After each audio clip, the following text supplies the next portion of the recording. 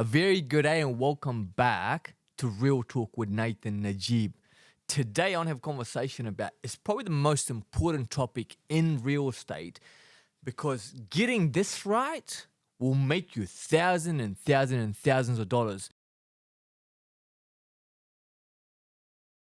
Just a brief story. I had my father had an aneurysm, right? And thankfully it wasn't bad after we found out. But before we did any operation, or decided doing any operations, we found the best neurosurgeon in Christchurch. I had to talk to my friend who's an eye surgeon, my neighbor who's another surgeon.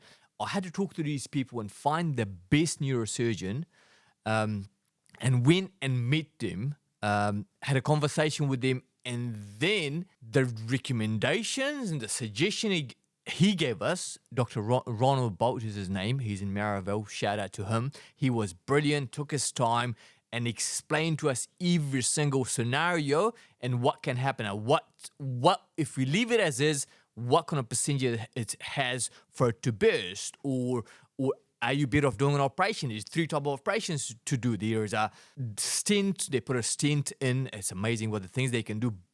What I'm trying to say is we found the best neurosurgeon in New Zealand to have a conversation with him and get their advice. So when you're selling your real estate or your property, it's not a surgery, it's not life-threatening, but financially, this is our most expensive asset for us Kiwis. So we've got to make sure you find the best real estate agent or a neurosurgeon, like I said, and you do your research, make sure you find the right person. They give you the right recommendation, not what's right for them, the company, but what's actually right for you. They'll have to care, they'll have to be competent in what they do to be able to help you maximize the value of your property.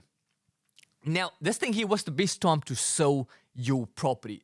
Majority of people were saying it's like spring and summer is the best time to sell your home. But the truth is, spring or summer isn't the ideal time only. The time to sell your home is when you're ready, when your house is ready, your circumstance is. So in winter, for the majority of houses, if you got a nice and warm house, if it's an old character house, but it's very warm, you got ducted heating system, well insulated and everything, winter will be the best time, I suggest, because the competition is going to be less. And you're still going to have buyers. The buyers don't go at the market. If you have your property on the market, one of the things that I say to my clients, like your goal when you're selling a house, you got to sell in isolation and buy competition. By that, what I mean is you're going to buy in spring and summer because there's going to be heaps of properties on the market, and sell in winter. And make sure you watch till the end where I share my thoughts on what's best method in the current market and how to maximize the value of your most expensive asset. Like I've said before, I'm on the ground daily, every day, day in and day out. And the prediction that I do is what is current, what is today. I'm not like your normal economist. They do prediction and 6 months later, behind or they're ahead of their prediction. Or majority of the time, their prediction is totally wrong because they don't get the real estate market actually. I am the guy that studied this thing for years and years and years, and I am on the ground. So I'll give you today's update rather than 6 months down the track. Somebody else will give you an update what I've already said before. Go back and watch our last predictions. It will tell you exactly what right spot on every single time. Now, thank you for your continued support. Keep on watching and our videos moving forward, and sign up to our newsletter, because in our newsletter, I'm going to send my weekly insight on what the market is actually doing. So you'll be right on pulse. You know exactly what's happening. Thank you for your continued support. I get emails and phone calls from all around New Zealand asking me for advice, and I'm trying to make my time to help everybody that reach out to me. Today, I will cover preparing to sell. Like, what's the best time to sell your home? Selling methods in New Zealand, what's best for you? Agents or agencies that love doing auctions, advice for investors if you're thinking to sell your investment, and then my thoughts, what's best right now in the current market. So brace yourself because this is an important video. So preparing your home to sell, best time to sell, and things to know. What you want to prepare before you actually go to market, prepare outside. Like the house has got to look absolutely amazing. Like make sure what I call the street curb or the street appeal, the house looks great from the outside. The deck looks nice and clean. The garden, the landscaping, roof, walls, and everything is nicely painted on the outside. So you've got, when people see it from the outside, they're like, yeah, I want to come and have a look at the house. Because what I tell my clients is like, first thing people see is what? Your photos. Make sure the house looks absolutely amazing so your photos look great, right? Because when they see the photos, they will come through the house. And when they drive by, the house looks great from the outside, fantastic. Then they will come in, right? Any fixture before you go into the market, make sure things are fixed if there's any issue with your property, because you don't want to have buyers thinking if this thing is something, if one of the walls is or something is cracked, what else is wrong with the property? Because when they think about the work needs to be done to the property, they're not going to pay the most money possible for your property. Furnish the place. We talk about having your property presented beautifully inside and then promoting it nicely as well, which I'll discuss shortly. Furnishing the place, we talk about having the outside beautifully immaculate looking, stunning, the landscaping done. Also, when you come in, the house got to look beautifully as well, presented nicely, because staging your home may look nice the way it is, but if you stage it, one of the things that I tell my clients, like, your house should look like it's jumping out of the Vogue magazine. So coming back to what things that I think is important, the most important thing is hiring the best agent. What makes the best agent an agent that cares and is competent as well? Because a lot of people think this agent's been around for a long time and maybe sells a lot of houses. Why should go with him or with her? I say no. Meet with the agent. Find out how much this agent cares. Is the agent like the neurosurgeon I was talking to you before? Would he give you the right advice, like Dr. Ronald Bolt? Or does he just want to get the house sold so he can get paid and see you later, never to talk to you again? Obviously, competence is important. Make sure he's good or she is good.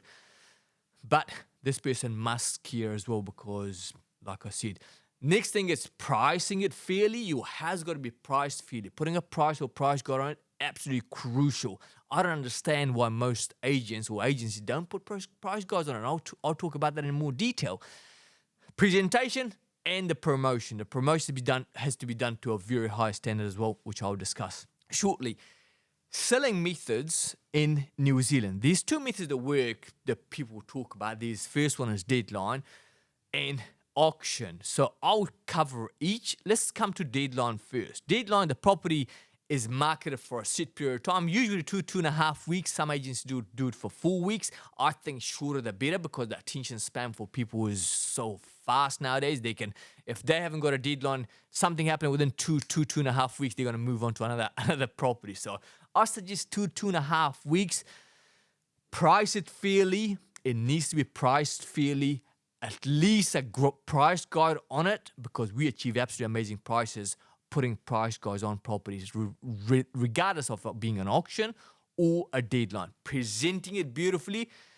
And promotion. It's promotable. Putting a sign at the front like you used to, putting a for sale sign at the front, taking a couple of photos with your camera, with your own personal camera, or having a photographer who's not very good, and putting on the internet. Yeah, or maybe not okay 20, 30, 40 years ago, but that doesn't do it anymore. It needs to be done very well. It needs to be done beautifully for you to be able to maximize the value of your property. During the sale, buyers can inspect the property. It also says unless sold prior, unless we get an offer prior to the property sold. So all offers are presented. It could be cash, could be unconditional offer, just like you have to be at auction, or it could be subject to sale of their house. It could be finance, could be builder's report, or whatever. But their due diligence is actually done after the offer is accepted, which is a lot of buyers feel more comfortable with, right? In particular, first home buyers, investors in the majority of the cases, if you want to maximize the value of your property, which I'm going to cover in a minute. Importance of price guide. I've spoken about this many times in the past. I think we might have done a video on that as well. If you can just put that up, perhaps for people to watch. Price guide is one of the most important things. Like I said, it drives me insane when I see properties with no price or price guide on it. I called an agent yesterday. I'm looking for a property to buy, and the guy says it's going to be north of 800,000. I'm like, yeah, north of 800. What do you think? 825? No, he says the owner's expecting 950. I say, exactly. Why wouldn't you tell me the owner's, it's the price got it's probably going to be between 875 to 975, right? Rather than telling me it's going to be north of 800,000 and now the owner's 950. Because now you lied to the vendor, to the owner, and then you actually kind of like annoyed me as a buyer. And I'm an agent. Like, I do this thing every day. It drives me nuts. Of course, it drives heaps of buyers nuts.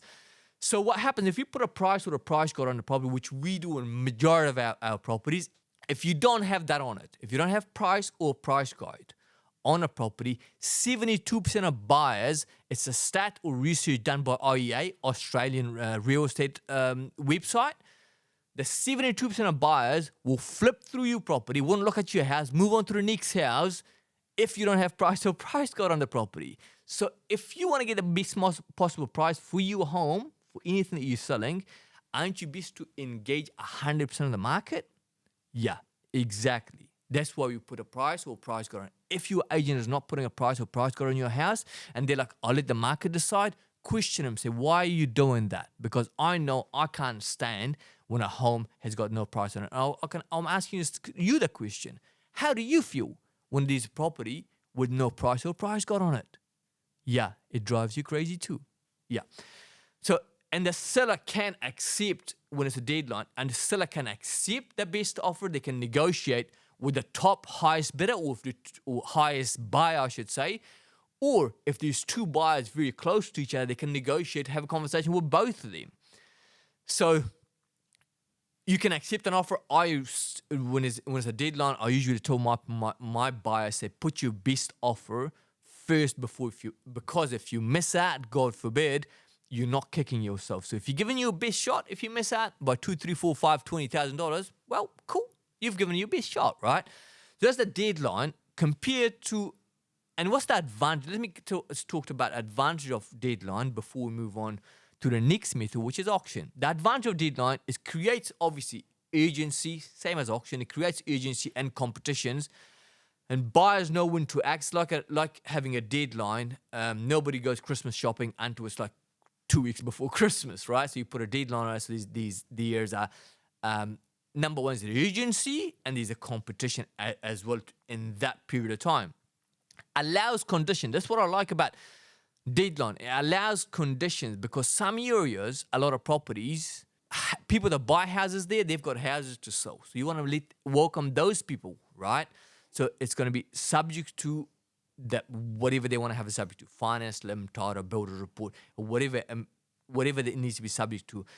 And it can attract big buyer pool or bigger buyer pool because you can have cash buyers and conditional buyers able to compete for this property as well.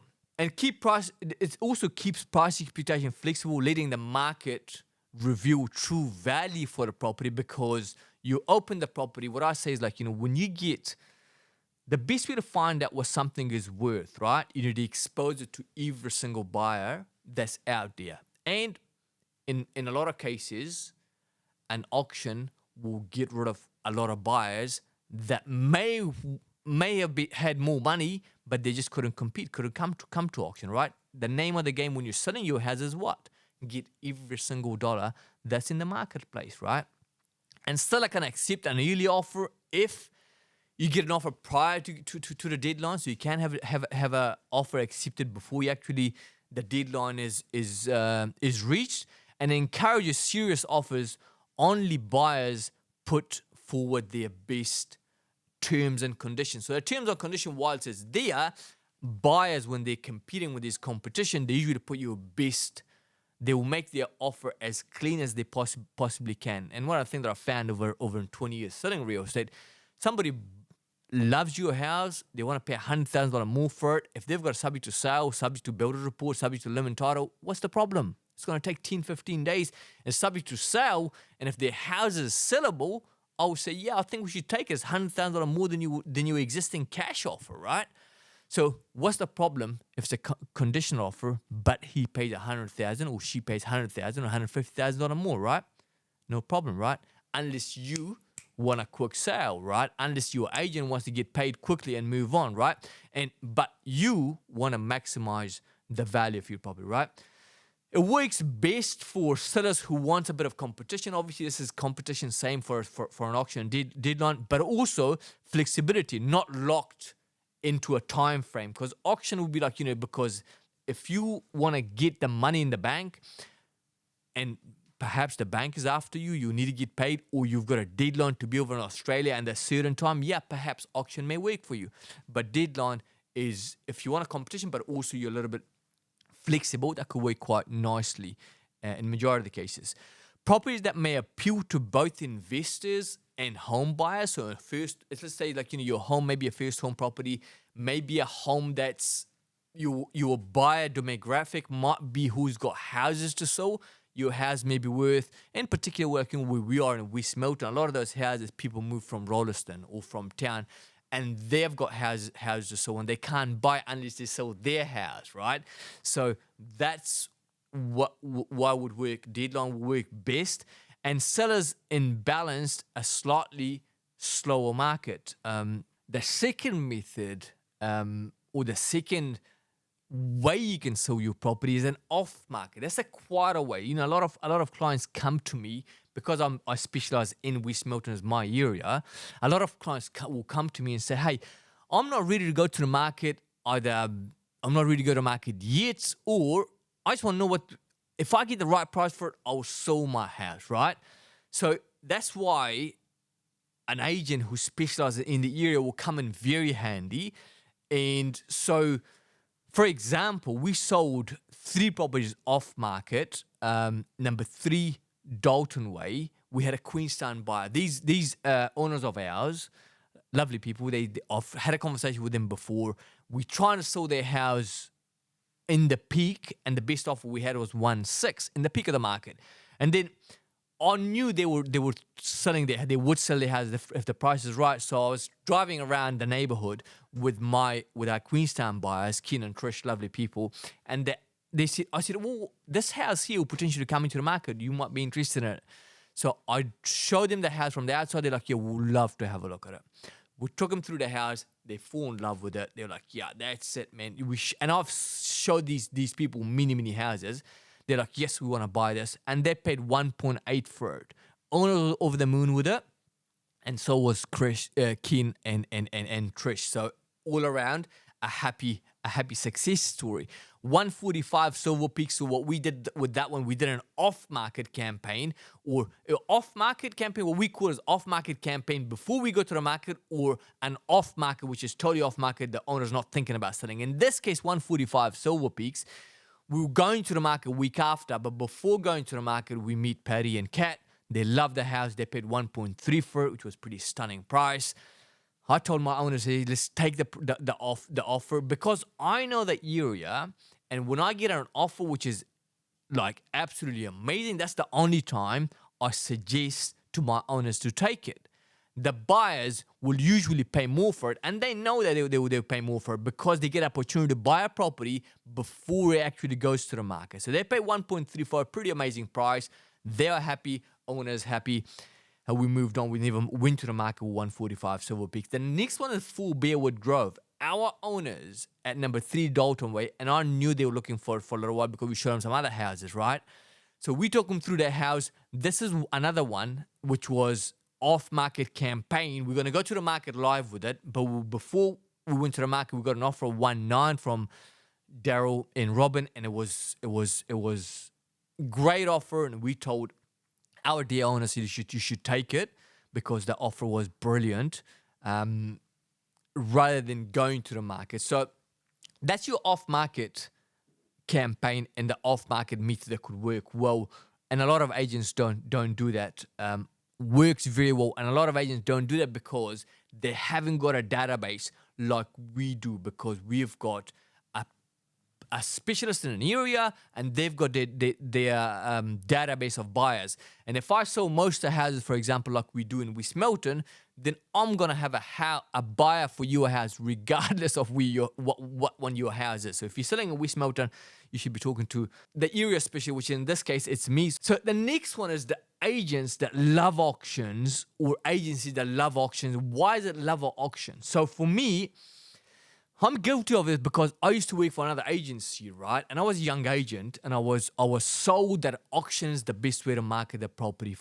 Yes, for the agency it did, but even for me as an agent, and I want to make sure I let hopefully a lot of agents watch this as well, because you've got to do what's right for your clients, not what's right for your agency or what's right for you. Because if you take care of your clients, you are the byproduct, and the agency is the byproduct of doing well financially because you took care of the clients, right? So this day, I used to call most of my properties were auctions. I used to sell most of my homes back in the days was first home properties, and I used to auction because everybody else auctioned the property, and they were told that we should auction every single thing because it's the best way to market the property, because you got the you find the market value for the property. Or back in the days, it used to say, which is I hate this terminology. They used to say condition with control. Sign the listing contract, give him a high price to the owner. Once you sign the contract, then you go to auction, and then you squeeze the owner down to sell whatever the market is prepared to pay for it. And you may squeeze the buyer up a little bit, but who cares? You get paid, the agency gets paid, and you move on. So why is the love of auction? Is because exactly that, because the agencies have sold that to the agents. So for me, when I was young, I had 8 auctions on one day, all my auctions, right? And then one didn't sell, and the next one didn't sell, and the next one didn't sell, and the next one didn't sell. The 8th one, I was almost depressed because my clients were disappointed. They came to the auction room and nothing was sold. They're like, why did you get me here if there was no bidders, right? Why the hell would you get me here if there's no bidders? Doesn't make sense, right? But what I found out later is why I left, because the agency still made the money. The auctioneer still got paid, right? They charge you $900 a piece. 8 auctions, that's $9,000.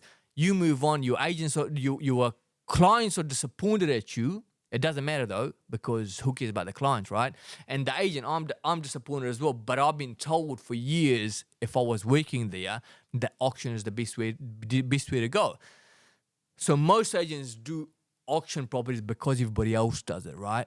Which I feel my soliloquy to agents, my advice to agents is just do what's best for your clients, and you will be taken care of. Stop listening to what the agencies tell you to do, because majority of the cases, there are some good agencies out there, by the way, but majority of the cases, these agencies will tell you what's best for them and how best they make money, right?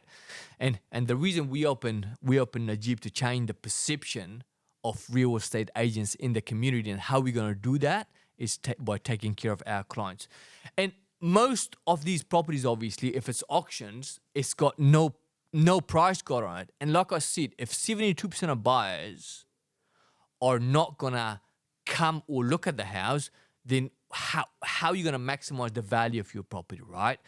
And then also, we an example, number 11 Joshua Place was on the market with us. That was up for auction. They went to auction with that property, right? I would have never auctioned that property. It's a beautiful, stunning house, got a swimming pool and everything, but there's things that I wouldn't auction it because because of, right? And with no price guide. The owner's expectation was 1.5, and the agent says, yes, we'll make it happen for you. Yeah, it's going to happen. You got a swimming pool and da-da-da. I sold the house next door, which is better house, for 1.4. Like, how on earth this house was sold for 1.5 when the house that's better than next door sold for 1.4, right? But the agent got them excited, got them signed up, and disappointed at the end. Now they can't stand auction, and they can't stand the agency that told them to go to auction, and certainly can't stand the agent, right? So give them the right suggestion to the clients. What's best for them, not what's best for the company, or what you be sold what's best for you, right? So some properties may suit auction, might be the best method, but not certainly not all of them, not first home properties, not a home that potentially be sold to somebody who's got a house to sell, right? Like I said, if the goal is to get maximum possible price, you want to get 100% of the buyers interested in buying your property. So let's say if you auction the property and you put no price guide on it, right? So if you put no price guide or price on your property, which majority of properties at auction or deadline is the case with most agencies, you get rid of 72% of the buyers. And then if you auction a property, that would get a lot more of the buyers that potentially can't come to auction. So if you're only dealing with 5 or 10 or 20% at best are you with the buyers in the marketplace, what's the likelihood of you maximizing the value of your property, right? So like I said, going back, finding somebody who cares and who's competent, and somebody doesn't give you advice what's best for them and the agencies. So next thing is selling advice for investors. So for investors, one of the things that I do is I'm an investor myself, and real estate is what I do. I say is if you can hold on to your real estate, do not sell it unless you financially need to sell it, because real estate is a long-term game. Obviously, you should have timed it, bought it in the right place, and if you bought it in the peak and now you can't hold on to it, it has to go, fine, you sell it. But my recommendation is hold on to your property, buy it in the right time, I should say, buy it at the right time, listen to the right person, buy it in the right time, and then hold on to it for as long as you can, because the capital will just build, right? The other thing I want to suggest is I've given that suggestion to a lot of people. If you got an investment property, it makes sense for your purposes. Return on investment is to own a real estate investment property which is under 700,000, because if you go above 700,000, your rental is not going to pay you interest. It's not going to pay the mortgage, right? So why would it doesn't make sense to me if you got a investment property that's $1 million and the tenants and your mortgage is, let's say, $1,000 a week. I'm just saying this, it might be $1,000 a week, and your tenants are paying 750, right? And you keep on topping it up. Doesn't make sense, right? Most properties, investment properties, it needs to be under 700,000. And if you own, I've seen this in the past. I've put a video actually up. You should click and watch the video. It says investments, gain or loss, and I'll talk about what to do if your investment property is upwards of 700,000, what to do under 700,000. But my thing is hold on to your investment property if it's the right investment for as long as you possibly can, because most richest people that I know, the most wealthiest people that I know, they made it through real estate. So if you want to make a little wealth or more wealth, you buy real estate at the right time and hold on to it for long period of time. In conclusion, I want to summarize that. Make sure you hire the right person. You prepare your property beautifully for sale, both inside and outside. But if you hire the right person, that right person will advise you the right way how to do things. They will help you prepare your property. They will help you price your property fairly. They will help you present your home, and they will usually have the best marketing team to help you promote the home. And obviously, like I said, sell it with the right agent. Sell it with the right person. Hire the right person. And it doesn't hurt, and I encourage everybody to interview 2, 3, 4 agents. Don't just go with somebody's recommendation. Recommendations are great, but you want to get your own opinion as well, or get your own, sit down with them and ask them the questions. I've got a bunch of questions that you can ask your agent. So if you want to send me an email, or can you just put that up for people to ask those questions when they're interviewing agent? Could be one agent, could be 3 agents, but you got to look at a bunch of agents. Like I said, find the best one, the one that cares, the one that's very competent. And also you can only do that by doing your own research. Just like find your best neurosurgeon, do your brain surgery or your heart surgery. Like I said, financially, it's the most expensive decision you're probably going to make. You got to make sure you do it right. Once again, join our weekly newsletter, I'm going to give you this advice. Frank, the truth. We tell the truth, nothing but the truth. That's why we call it the real talk. Thank you very much once again, and I hope that's been of help to you.